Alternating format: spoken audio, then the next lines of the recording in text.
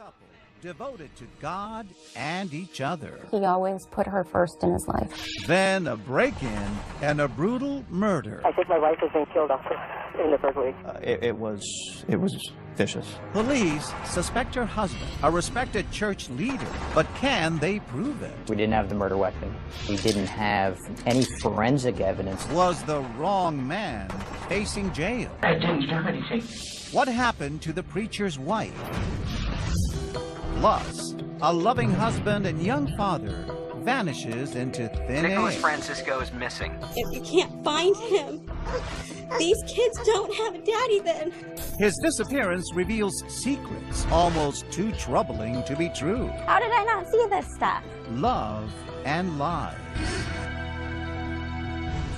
Welcome to 2020 on ID. I'm John Quinones. We all know that marriage can be filled with ups and downs. Still, no one expects their union to shatter the way it did for the couples you're about to meet. First, Kelly Jarka, a family man and a devoted Jehovah's Witness. But when his wife ends up dead, the evidence points to him. Is it a rush to judgment? As Jim Avila first reported in 2009, nothing in this story of the preacher and his wife is quite as it seems.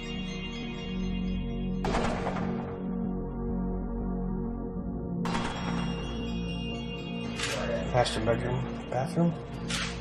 Master bedroom, bed. Blood stain on the pillow. A spring morning, police rummage through what's been reported as a home invasion. The peaceful, pious world of Jehovah's Witness minister Kelly Jarka, his wife Isabelle, and their two children, now a frantic mess. Their upscale home in the faraway Los Angeles suburb of Murrieta is now filled with disheveled drawers, ransacked cabinets, and more. 911, what is your emergency? Hello? Yeah, can we put in a battery? You were just robbed? Yes. Dew is still on the lawn at 8:45 that morning as Kelly Jarka returns from a neighborhood coffee shop to find what he says are all the signs of a burglary gone wrong. I could hear the baby was crying, so I yelled out to Isabelle, Isabelle, what's wrong with the baby? And then as I proceeded up the stairs is when I found her. So you go up to the top of the landing, that's where your master bedroom is? And what do you see there? It's where I found Isabelle lying on the landing by the bedroom. Okay, what happened? Somebody, I don't know, I just got home. I pulled in from inside the house. Okay, was somebody there that held you at gunpoint, or were you burglarized? I was not there. You weren't there? No. Okay, so your house has been burglarized. But as you were about to hear, 30 seconds into that 911 call, Kelly Jarka reveals one more detail. I think my wife has been killed. What, sir? I think my wife has been killed. Okay, what are you saying? I think my wife has been killed also in the first week. She was home alone with me. Okay, do you see her? She's lying on the ground and there's blood underneath of her. Okay, is she breathing? No. Is she bleeding? Yes. Is there anyone else in the house? No, my sister is my in-laws next door. What happened? I walked in the house. The baby was crying. I picked him up, went upstairs to look for my wife. And the house has been everything's torn up.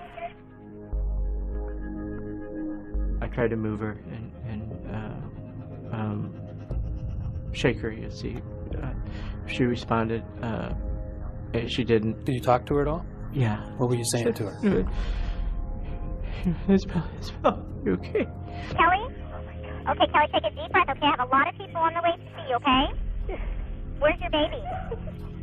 Kelly, where's your baby? The terrifying screams you hear are from Isabelle's mother, Tina Conchola, who lives across the street from the Jarkas.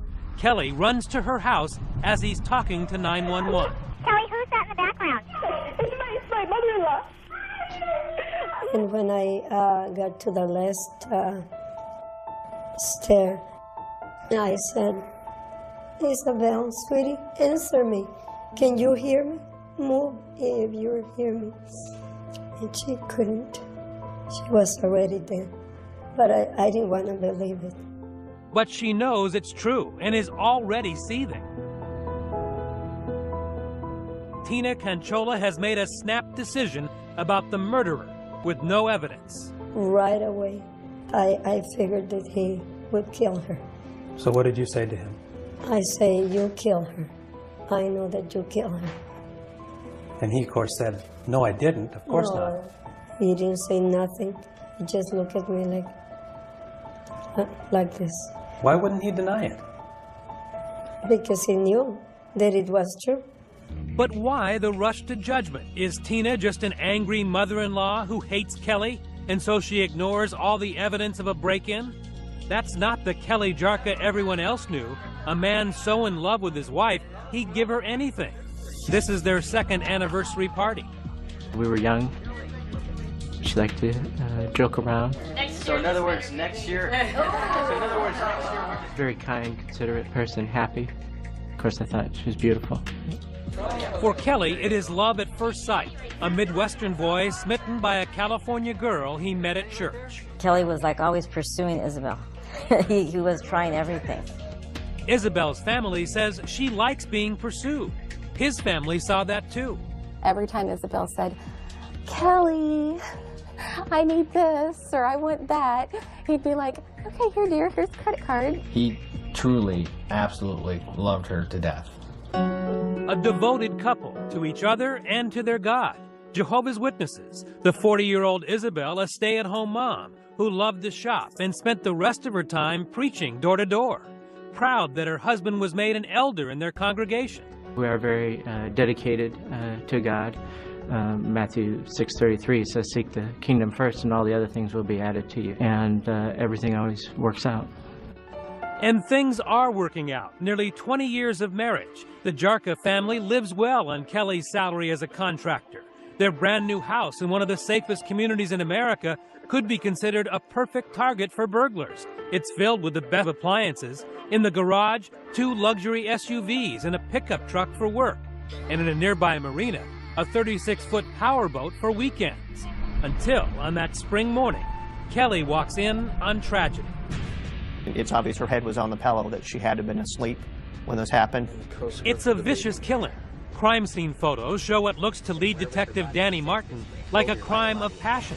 Isabelle Jarka was bludgeoned to death with 11 blows to the face and head. Overkill. It doesn't look like she was able to defend herself from the initial blow. And then it looks like she tried to crawl away from the assault, and she was repeatedly being struck in the head with a blunt force object. Police are already thinking the mother-in-law may be right. Their suspicion, too, turns to Isabelle's husband, Kelly Jarka. He's not crying. He's not emotional in any way. He seemed very cold and just emotionless. When we return, the cold husband on the hot seat. Why would you want your wife dead? But behind closed doors, a secret emerges. What kind of calculated malignant mind is able to come up with this many unique ways to kill somebody? Stay with us.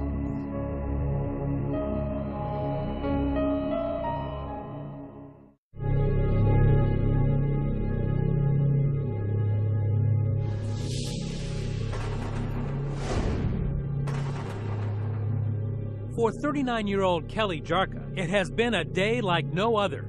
He finds his wife brutally murdered after he makes a trip for coffee. I think my wife has been killed. Calls 911 and is immediately accused of murder by his mother-in-law, and then rushed off to the police station where the cops let him sit so they can watch his body language.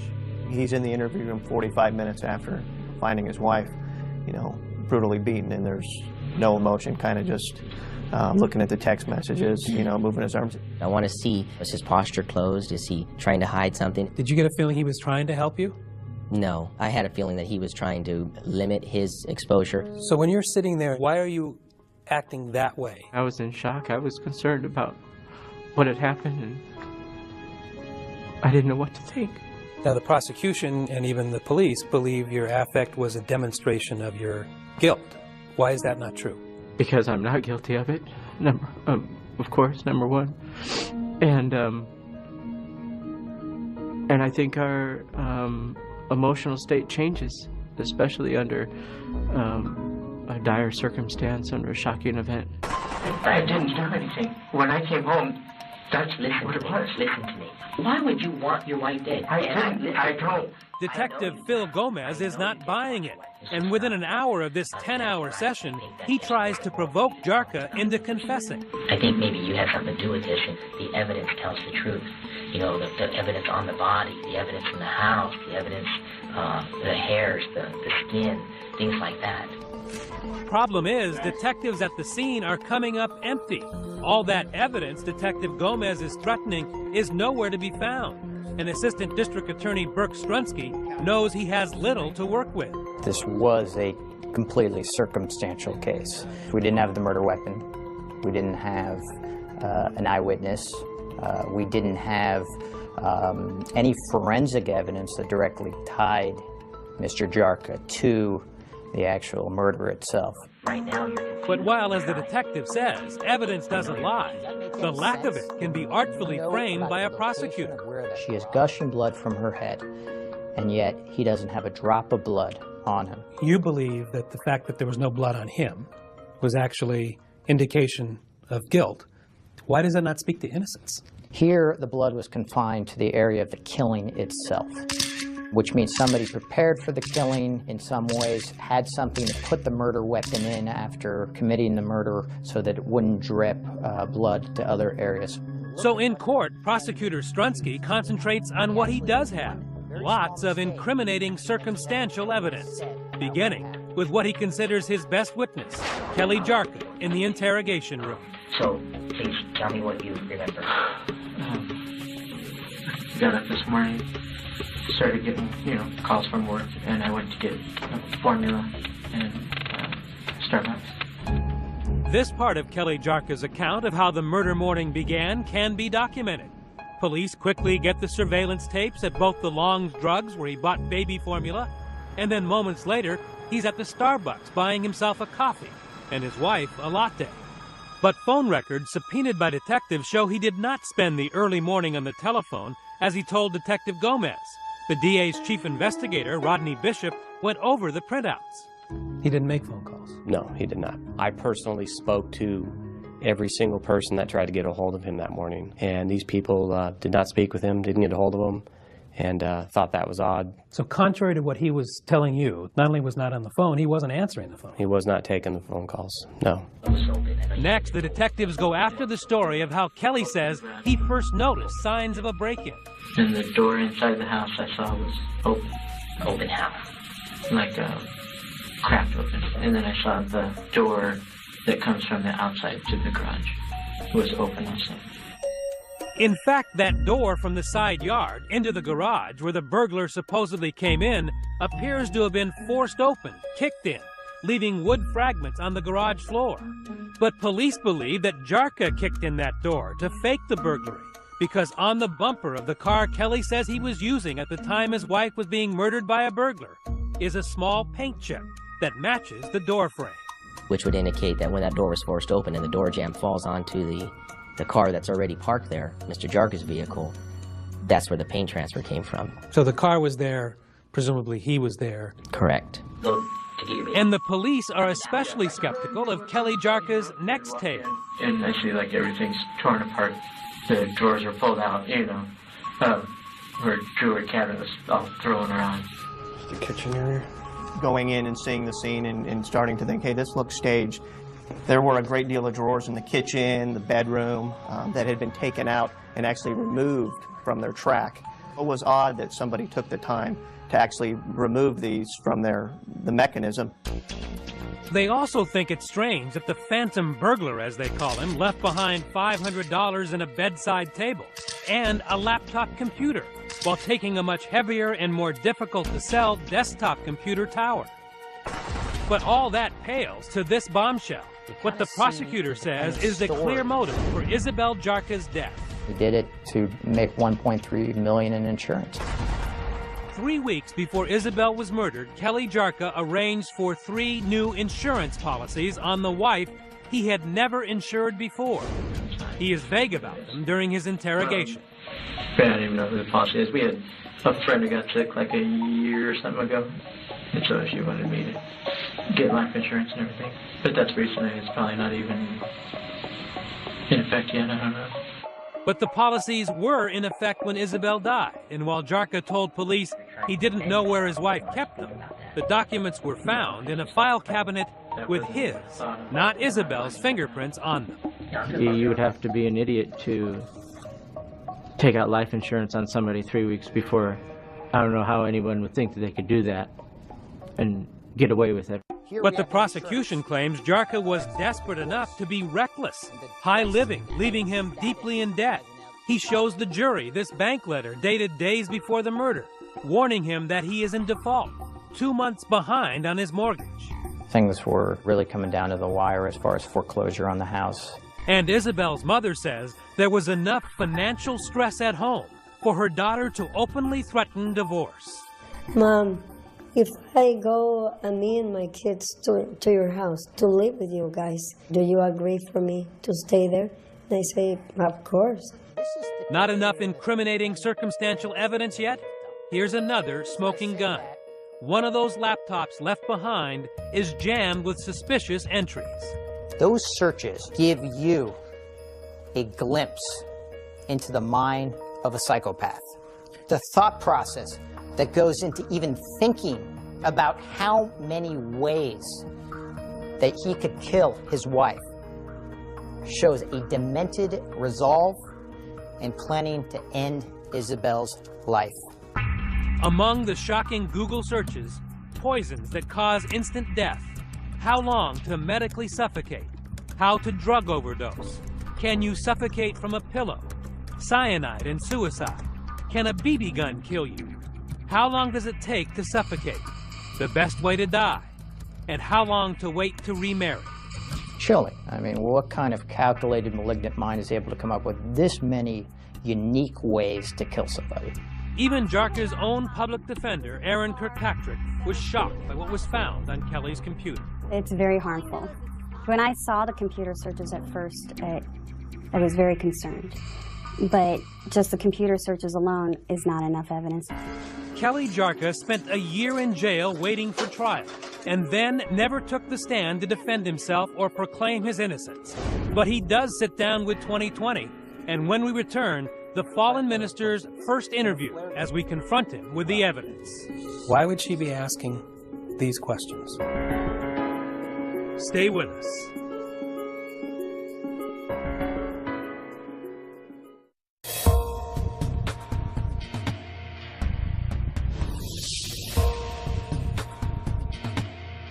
It all seems so far away.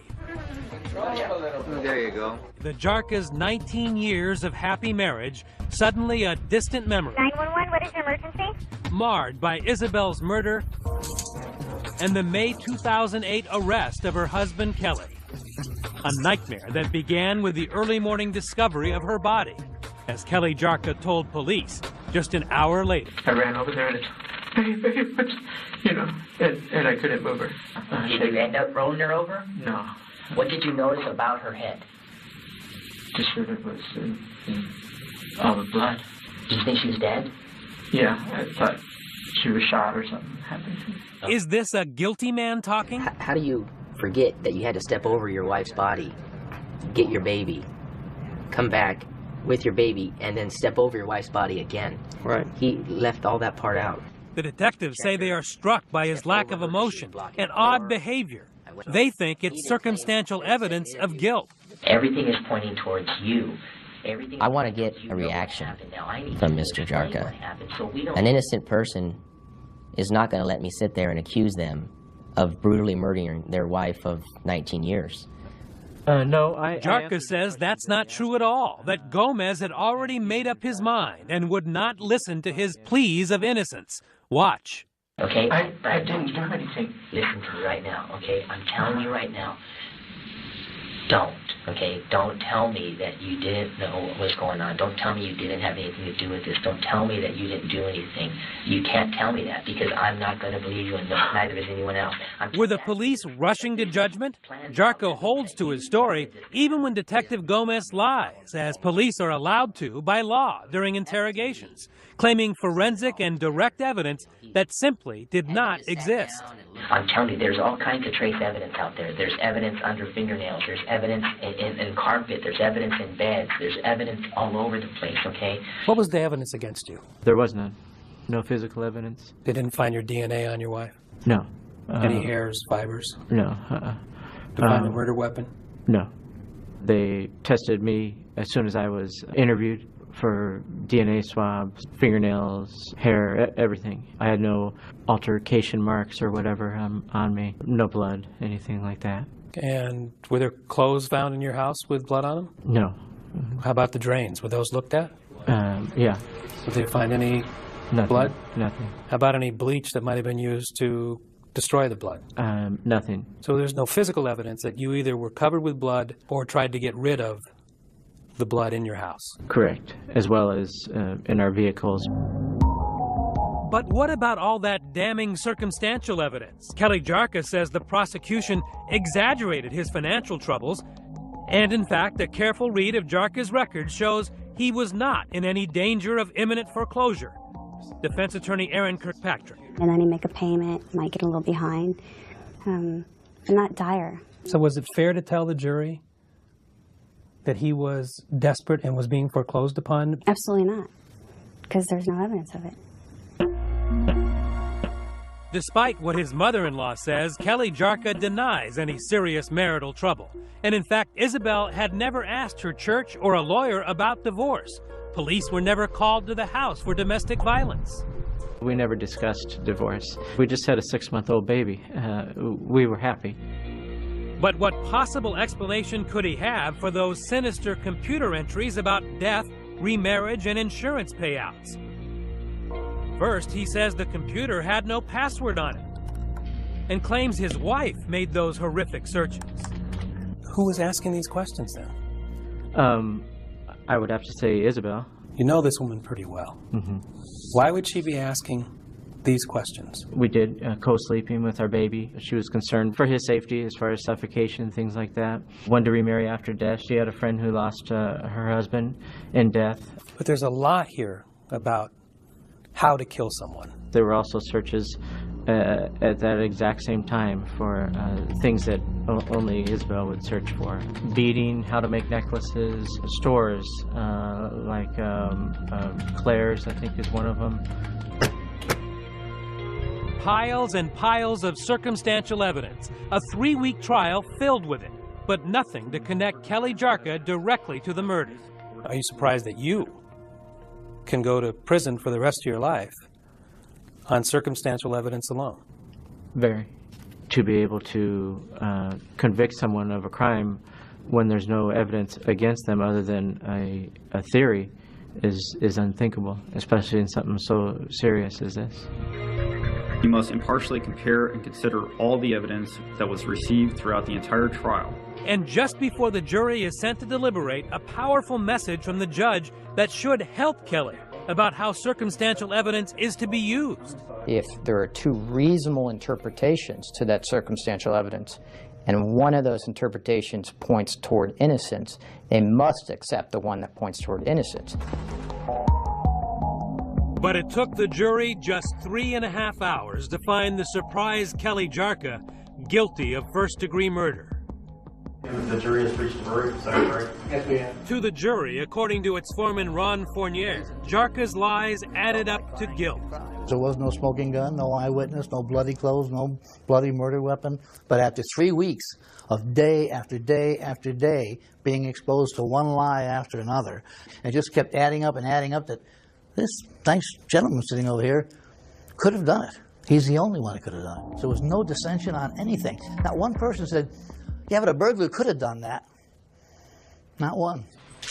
At the sentencing hearing in November 2009, his life in ruins, his ministry shattered, his children taken away and given to their aunt, Kelly Jarka made one final attempt at judicial mercy, sticking to his story that he was framed by circumstance and overzealous police for a crime he could never commit.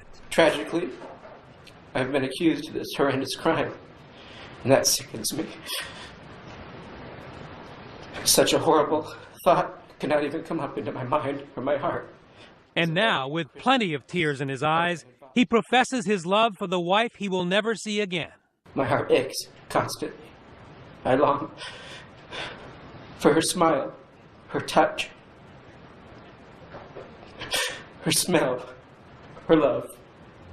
But the last word comes from the judge. Unimpressed by the lack of direct evidence, he tells Jarka the circumstantial was overwhelming. And the defendant's conduct and his actions of murdering his wife of nearly 2 decades, and the planning and the deliberation, the deception, and coupled with that brutality and that violence and those horrific injuries that he inflicted on his wife, are chilling and disturbing. Finally, after chastising Kelly Jarka for showing no remorse, he sent the fallen minister off to life in prison without parole, with these words ringing in his ears.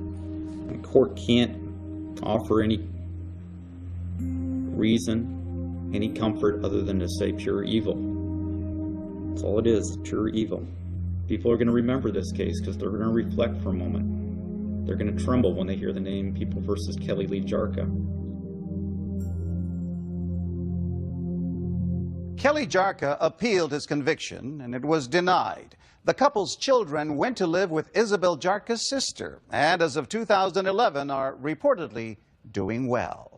Up next, a husband and a father who suddenly disappears. The search is on for a SeaTac father. Dozens join the search for a missing man as new clues. And he leaves behind a trail of secrets. There's a bit of a dark side to him, troubled.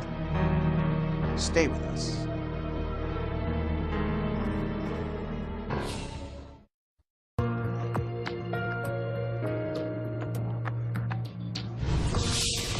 Imagine the last thing you hear from your husband is a call saying he's on his way home from work and he'll see you soon. Then silence.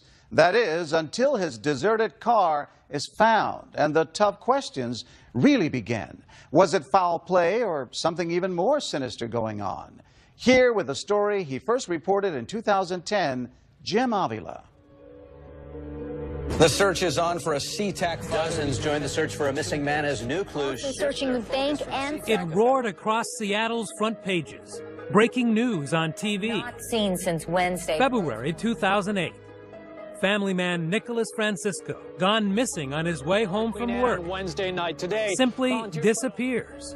Search is still ongoing, and he loves us more than anything. Who was this 28-year-old young man from the Northwest? He had built a life and family with Christine, a small-town co-ed he met 9 years earlier by chance at art school. In walks this guy, a very good-looking guy, and honestly, my jaw dropped. Attractive and kind of funny, ready to joke around with the guys, like his best friend, Matt Donovan. He was a great guy to be around. He was kind of a little bit crazy. The guy sticking his head out the window, yelling and screaming as we're driving. He says both Christine and Nick shared difficult childhoods. His father walked out on Nick when he was just 16.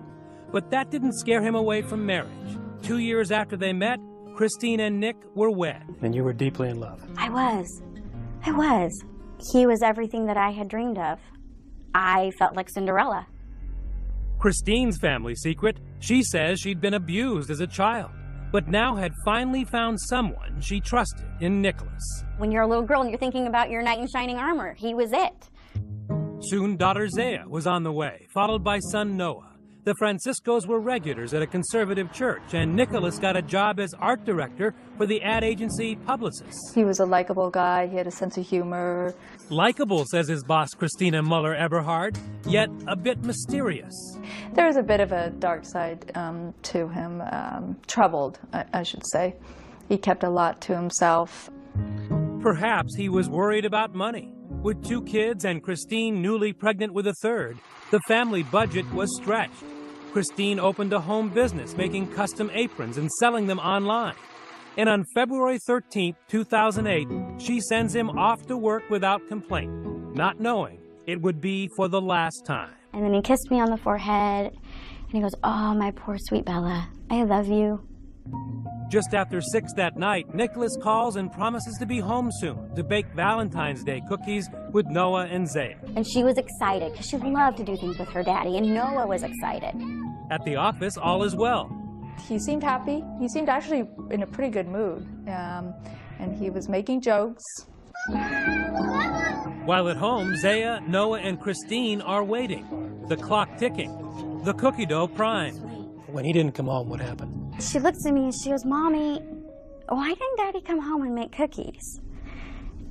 And at that point, I was a little irritated, a little angry, because he broke a promise. So by 9 o'clock, you're starting to get a little agitated. I was worried. I was really worried, because I wasn't like him. He always called me. She calls his cell phone repeatedly, but no one answers. So Christine finally puts the kids to bed. And at 10 o'clock, she calls 911. She said, if he's still missing in 3 hours, call us back. I said, okay. So I paced around my house for 3 hours. Christine does what she can, frantically calling hospitals, friends, and family. No one has heard a thing. And at 1 in the morning, now desperate, she calls police back. I said, you don't understand. He's not the same as every other man. This man wouldn't leave me. He wouldn't just walk out. Police react quickly for a missing persons case. Detective John Holland is assigned the next morning and finds little suspicious. We had no known motive. He wasn't in the drug world. No. He didn't have people who were on the outskirts of society. He didn't associate with them. No. He was pretty much a homebody. That's correct. And outside the police station, an army of friends and family, church members and co-workers organize a massive search, led by family friend Lee Brown. Following his usual route home, we cut that area up into like 5 different areas. We drove for probably a solid 6 hours.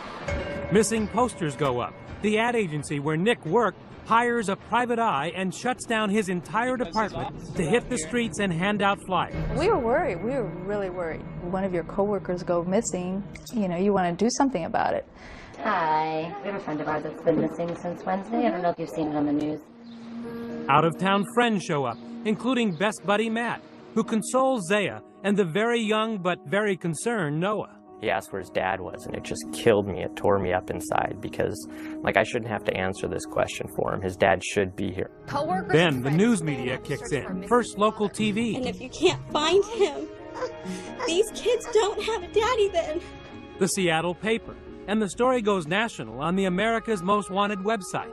Suddenly, Christine is flooded with not only volunteers, but donations. The community was amazing. The donations kept flooding in. I was overwhelmed. And not just financial. People brought clothes. They brought food. And they searched for your husband. They took their time, their efforts. They left their families for days. Amateur sleuths from around the country offer clues and plots. Some wonder if Nick's wife killed him. At least 2 psychics tell police he's dead. Police consider that too and bring Christine into the station for questioning. That was awful. To have a police car come up to my driveway. I've never had a speeding ticket.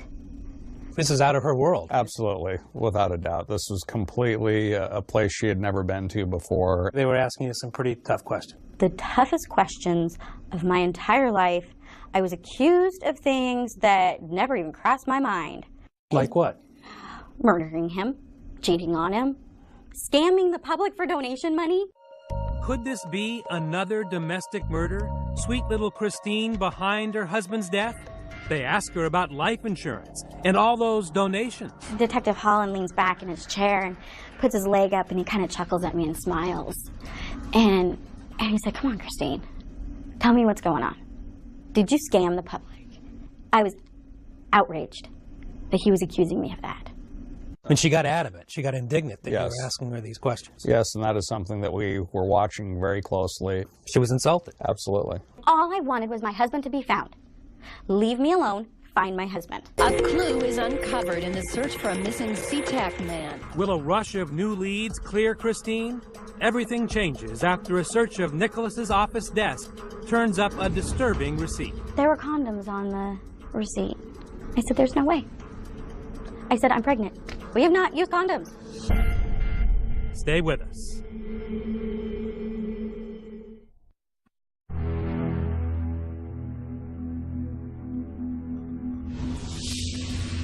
Where is a 28-year-old devoted father of 2? Hello, everybody. There has been a big break in the search for a missing SeaTac father. Nicholas Francisco's red Toyota had just been found, 6 days after he disappeared on his way home from work. But when detectives search it, they are hit with another surprise. As far as foul play was concerned, anything in the car, was there any sign of struggle? No. No blood? No. Dogs are brought out to try and find Nick's scent, but nothing. Still, the community does not give up. It gave us some more hope, so we actually got another search party together right there in the middle of the condo complex at night. Bring him home soon, in Jesus' name. Amen. Amen. It was pretty heartwarming to see this many people want to get involved. Christine, thank you for being with us. Absolutely. Christine takes to the airwaves, trying her best to keep the search fresh. According to my research, your husband has no history whatsoever of disappearing. You're right. He wouldn't do this. Even if he was 15 minutes late in traffic, he would call me. But not this time. This time, Nick is gone. Detective Holland checks every dead body that turns up in the area and tries for days to get Nicholas's cell phone records, but can't get permission from the court. In the words of one of the judges, it's not against the law to become a missing person. If you had a murder scene, you would have been able to get the cell phone records right away. That would have had to been a day. But police are much luckier at Nicholas's job site. Here, they are allowed to search his office, and what they find changes everything for the detectives and even more for Christine. They said, well, we found a receipt on his desk. And I'm like, okay, so what? Everybody has receipts. And they said, well, it's what was on it.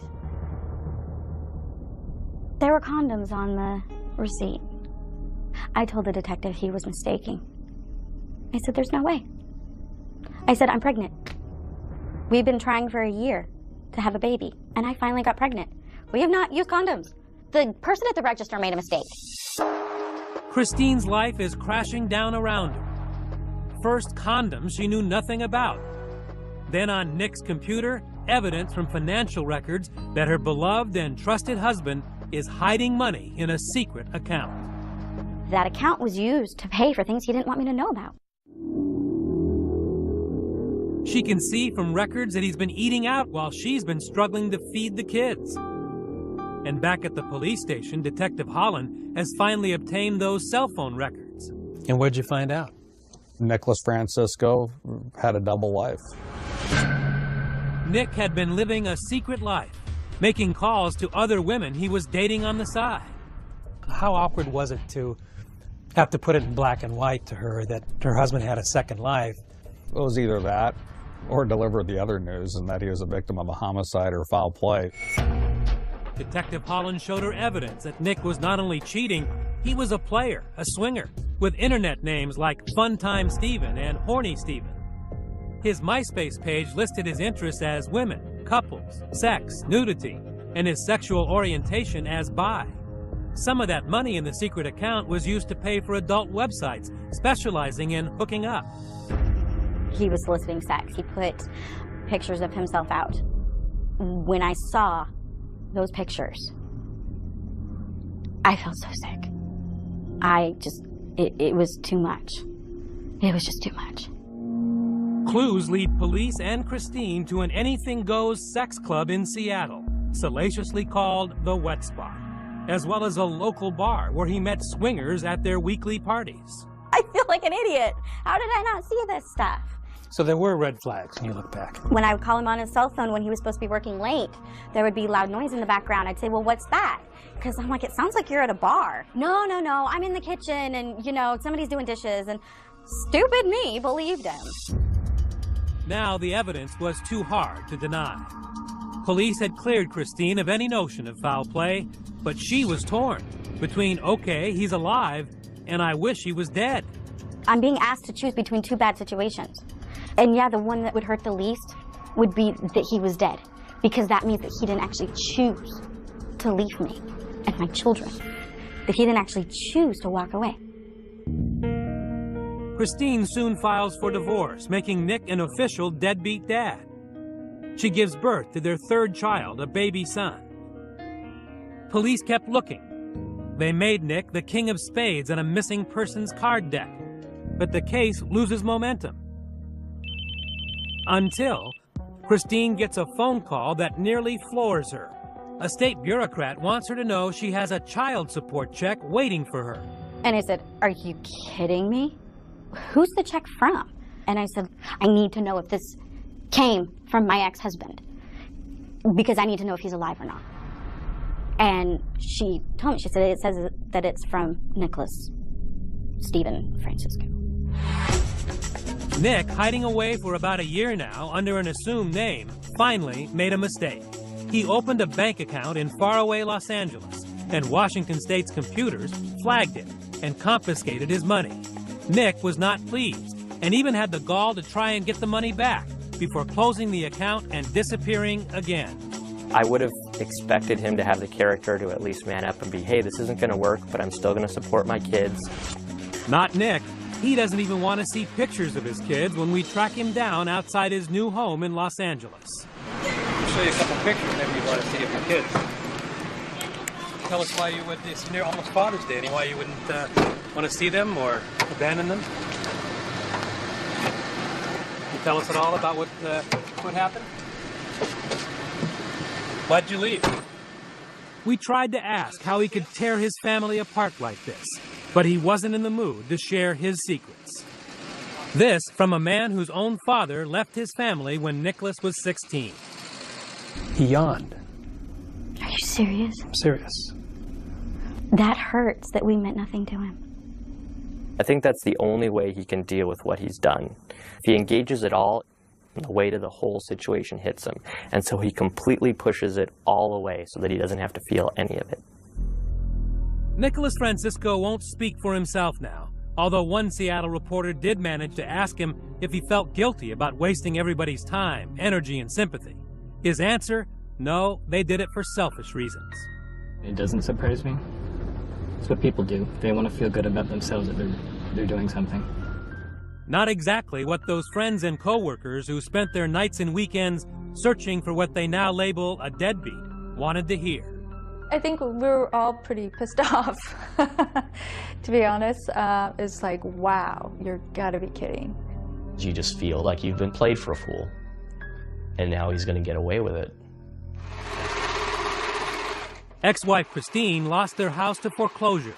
She's remarried and now lives with the kids squeezed into a basement apartment, while forced as a co-borrower to pay Nicholas's student loans on her own. He hasn't given her another cent, leaving her to explain the unexplainable to her 3 children. She still remembers Daddy. Oh, yeah. We remember the good memories, and we cry together about the good memories. And then she always asks at the very end, why did Daddy leave? My answer is the same, because he decided he didn't want to be a daddy or husband anymore. As of 2011, Nick Francisco remains estranged from his family. Christina Carter says she has not received any further child support payments. Meanwhile, authorities maintain they do not have the time or the resources to pursue Francisco. I'm John Quinones. Join us next time for another edition of 2020 on ID.